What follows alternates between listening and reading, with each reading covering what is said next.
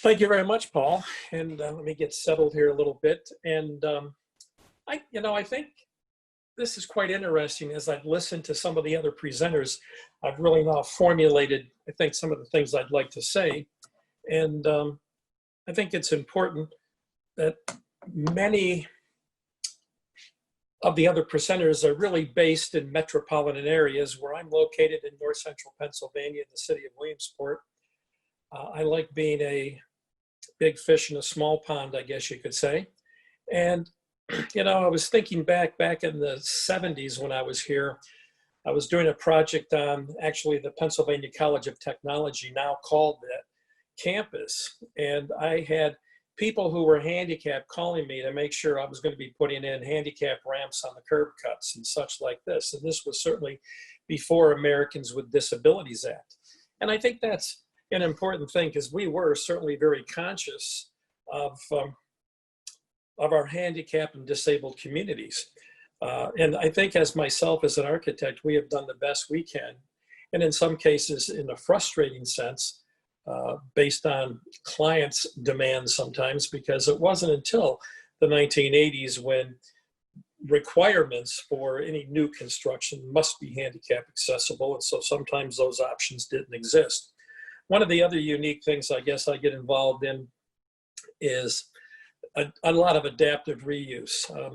The Williamsport's an unusual city because it was the richest city in the 1800s in the world, having more millionaires per capita than anywhere in the world, because it was called the lumber capital of the world. And a lot of that old money is still here, and a lot of the grand Victorian architecture that's prevalent throughout the city, and actually some of the neighboring communities still exist today. This just happens to be a unique project in a smaller community just outside of Williamsport. It was a Methodist church that was constructed in the 1850s and was being sold, and certainly Jersey Shore Library, which was housed within the high school itself, finally found a home. And certainly by far this building was not handicap accessible. And actually the slide doesn't show it here, it just shows the main church, but there actually is a rear portion of the church where the new main entrance to the library is, or accessibility for an elevator to be able to get to all floors, because there were multiple floors in this church.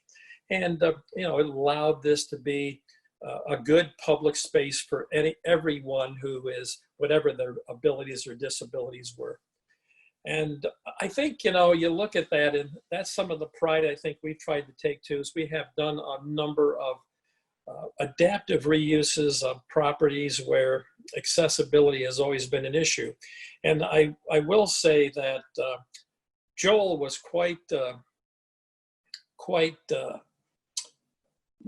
interested in the fact that so many homes are not accessible, and yet we do a number of projects for our state office of vocational rehabilitation, where we're taking those who are disabled to keep them, let's say, in home and be able to work independently, where we've done various adaptive changes to their home, providing handicap bathrooms, accessible bedrooms, accessible closets, as well as ramps or other devices to be able to access the home, access their car, the whole shebang. This happens to be, again, 1860s. It was actually the Herdick block, but then later changed to the Waitman block, this particular slide. And Waitman and all the apartments that were in it, certainly nothing in this building was close to being accessible.